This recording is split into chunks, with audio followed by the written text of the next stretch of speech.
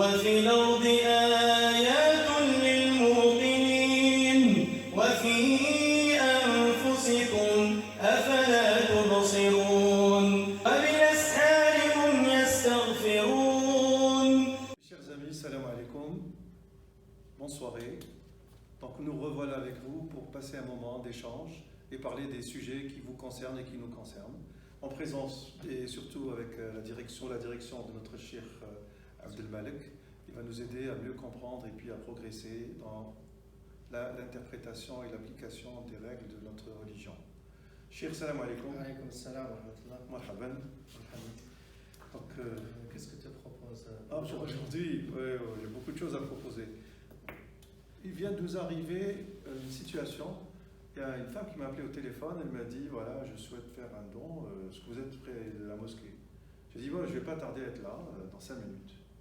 Bon, j'arrive avec ma voiture, puis je la trouve avec un grand sac, très lourd, et elle semblait être peinée pour le soulever et le porter. Je lui ai dit bon, comment tu as fait pour venir? Elle m'a dit j'ai pris le bus. Tu habites où? À Châtenay-Centre. Moi, je l'ai aidé à prendre le sac, on a ouvert, on a regardé. C'était 10 kilos de dattes. Je lui ai dit, mais c'est lourd pour toi, pourquoi tu nous ramènes des dattes? Elle m'a dit, c'est pour les jeûneurs. J'ai oublié de dire que c'est une africaine. Voilà. Elle m'a dit, c'est pour les jeûneurs, ça émine. Ah, d'accord. Je lui ai dit, d'accord, ok. Puis pourquoi tu les ramènes? Je lui ai dit, pourquoi tu ramènes ces dattes? À quoi ça sert? Ah, elle m'a dit, c'est pour aller au paradis. Quoi? Je lui ai dit, avec 10 kilos de dattes, tu vas aller au paradis? Il m'a dit, oui.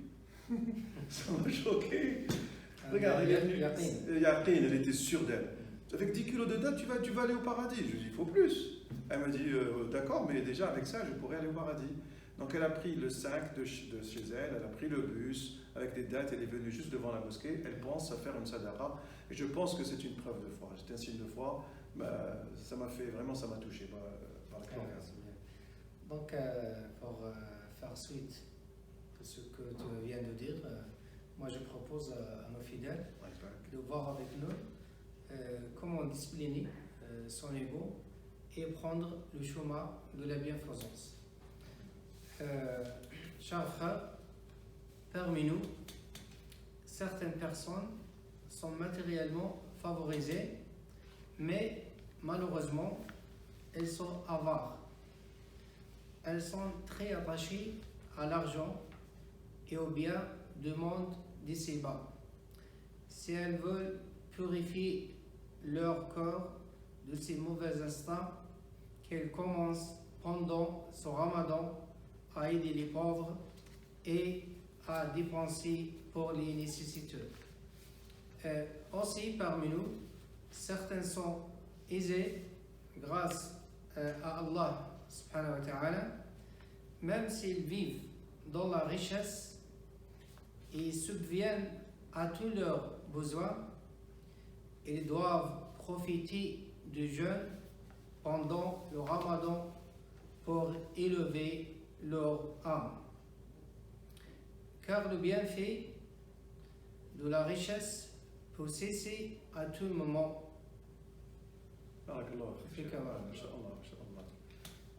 Donc, مثل ما ذكرت عن حال هذه المرأة التي نسأل الله تعالى أن يتقبل منها هذه الصدقة. آمين. وهي في الحقيقة كانت واعية لما قالت بأنه أريد أن أدخل الجنة لأن الله عز وجل كريم. يعني قد يعطي جنات عرضها السماوات والأرض على عمل يسير إذا كان القلب مملوء بالإيمان والإحسان وحب الخير، وكذلك إذا كان الإنسان لا يملك إلا ذلك. ولهذا الإنسان في الشريعة قد يتصدق بدينار إذا كان فقير، يأجره الله عز وجل مثل ما يتصدق الغني ب1000 دينار، وجاء هذا في حديث نبوي. فالإنسان على حسب حاله يكون الأجر والعطاء. لهذا ما يقول الإنسان أنا فقير، أنا محتاج، ما نقدر، أنا محتاج إلى صدقة، ليس أنا من يتصدق. فنقول لكن الصدقة لا يشترط أن تكون كبيرة. يقول النبي صلى الله عليه وسلم لا تحقرن من المعروف شيئا، ويقول تعالى فمن يعمل مثقال ذرة خيرا يره.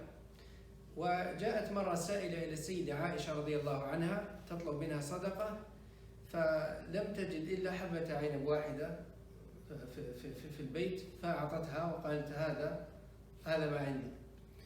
ولهذا الإنسان لا يستصغر ولا يحتقر الصدقات، فرب صدقة يسيرة تقع عند الله عز وجل فينميها كما جاء في الحديث. يقول النبي صلى الله عليه وسلم: إن أحدكم يتصدق بصدقة مقدار تمرة فيعظمها الله عز وجل، لما يأتي يوم القيامة يجدها مثل الجبل، فيقول الله عز وجل: هذه صدقتك. لهذا هذا أمر مهم، ليس المقصود كم المقدار الذي تتصدق به، وإنما المقصود النية، المقصود المشاركة، المقصود المساهمة في هذا الخير، لا يهم الشيء الذي تعطيه وتملكه. ولا شك أن رمضان مثل ما سمعنا هو فرصة سانحة لكل غني ومن فتح الله عز وجل عليه أن يطهر نفسه من الشح ومن البخل ومن الأنانية وحب الذات، وينفتح على إخوانه وعلى أهله من عموم المحتاجين والصائمين. Barakallahu fik. Merci d'avoir donné suite à cette petite histoire. Donc, Barakallahu fik. Effectivement, il y a des personnes qui sont aisées et ne pensent pas à faire des gestes qui vont vers leur prochain, vers leur voisin, et qui passent sans regarder celui qui est en difficulté, celui qui est en détresse, et qui vivent que pour eux. Et ça peut devenir une habitude et peut-être devenir un défaut. Et donc, s'il y a un défaut, c'est comme un mal. Donc, il faut lutter. Pour lutter contre ce mal, il faut prendre des remèdes. Et ce que tu proposes ici comme remède, c'est pourquoi pas apprendre petit à petit pendant le ramadan, apprendre à donner, à faire des gestes envers les nécessiteux, ce qu'on peut. Par exemple, dans l'histoire, ce qui m'a choqué, c'est qu'il y avait l'effort, plus que ce qu'il y avait dans le sac. Elle a pris le bus, elle est venue, elle m'a téléphoné, un rendez-vous, c'était en dehors des horaires où il y a l'affluence. Et elle était sûre d'elle. Et quand j'ai pris le sac, moi, ça m'a paru un peu lourd. Donc il y a l'effort, il y a l'effort de lutter contre soi, c'est un effort, hein, mais le fait, le transport, c'était loin, elle est venue, elle m'a dit c'est pour les jeûneurs. Et elle est repartie, elle a confiance. J'aurais pu, les gens pensent qu'après, on ne sait pas ce qui va advenir de cette sadaqa, mais elle est certaine que c'est pour les jeûneurs. J'avais parlé aux jeûneurs, je leur ai dit voilà ce qui vient se passer, vous lui faites un dua, ils ont fait une dua collectif. Hein. Donc effectivement, donc il y a l'effort, et il faut, le Cheikh vient d'insister sur le fait qu'il ne faut pas regarder la nature de la sadaqa. Bien sûr, il y a l'effort, il y a l'intention, mais la nature, dire c'est beaucoup, c'est une bonne chose, c'est une chose qui est banale. La tahqiranna, il ne faut pas mépriser, il ne faut pas minimiser ce qu'on te fait comme don.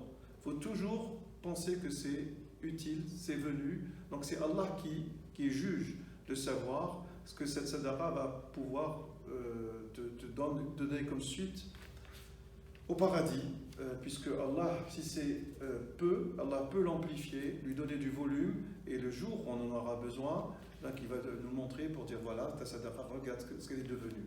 Elle a été investie pour avoir un capital qui va nous servir pour le paradis.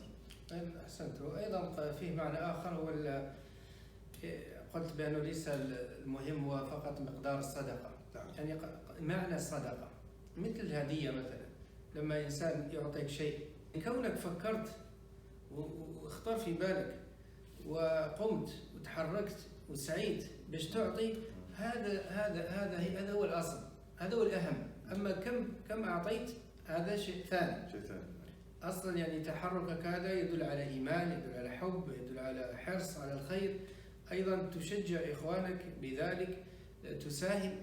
قد تكون أنت أول المساهمين، يراك الناس فيقتدون بك فتأخذ أجرهم. النبي صلى الله عليه وسلم مرة كان جالسا فجاءه جماعة من الناس وعليهم ثياب يعني قديمة وبالية، فغضب، فذهب رجل وجاء بصدقة يسيرة ووضعها بين يدي النبي صلى الله عليه وسلم. لما رأى الناس هذا المتصدق كلهم ذهبوا إلى البيت وجاءوا بصدقات حتى صارت كومة كبيرة مثل جبل. فماذا قال النبي صلى الله عليه وسلم؟ من سن سنة حسنة فله أجرها وأجر من عمل بها.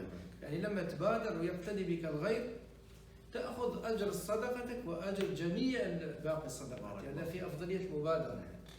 Donc la sadaqa est aussi un exemple. Cheikh vient de nous dire que le Rasoul sallallahu alayhi wa sallam a dit celui qui prend l'initiative d'une bonne action et il sera suivi par d'autres qui vont le faire comme lui. À ce moment-là, tu vas avoir la récompense de ta bonne action plus la récompense de tous ceux qui ont pratiqué, ceux qui t'ont suivi. Rasoul sallallahu alayhi wa sallam, donc quelqu'un est venu de lui remettre quelque chose de simple et tous ceux qui étaient autour de lui, voyant ce geste, sont partis faire pareil, faire la même chose. Ils ont ramené de chez eux ce qu'ils avaient pour faire des dons. Et donc, Rasoul sallallahu alayhi wa sallam, il a dit, celui qui prend une coutume qui est bonne, une initiative, il prend une initiative qui est bonne, donc il aura le mérite plus le mérite de ceux qui vont suivre. يعني لا يستحي الإنسان من الصدقة. لا ممكن بعضنا يستحي يقول كيف أعطي أنور ولا يحشم. فلا. Il faut donner. الله عز وجل يأجرك على حسب ما عندك من إيمان. بارك الله فيك. Puis tu as parlé de purification, cher. Tu avais dit que ce genre d'action que l'on fait pour lutter contre son ego, pour son avarice peut-être, donc ça va permettre de gagner autre chose. Il y a une paix intérieure, se sentir plus fort, sentir qu'on a pu lutter, donner, lutter pas pour gagner, mais pour donner. Et franchement, autour de nous, on a beaucoup d'exemples dans ce sens. On voit des personnes qui viennent donner soit discrètement, soit... Et donc, ça permet de faire élever l'âme. صحيح. حتى في القرآن الله تعالى قال خذ من أموالهم صدقة تطهرهم وتزكيهم. فالصدقة تسقي القلب وتطهره وتملأه بالإيمان والصلاح، وهذا الإيمان ينفعه في طاعات أخرى. إذن فيك بارك الله. نكتفي إخواني بهذه الكلمات اليسيرات، ونسأل الله سبحانه وتعالى أن يرزقنا وإياكم الرزق الصالح الطيب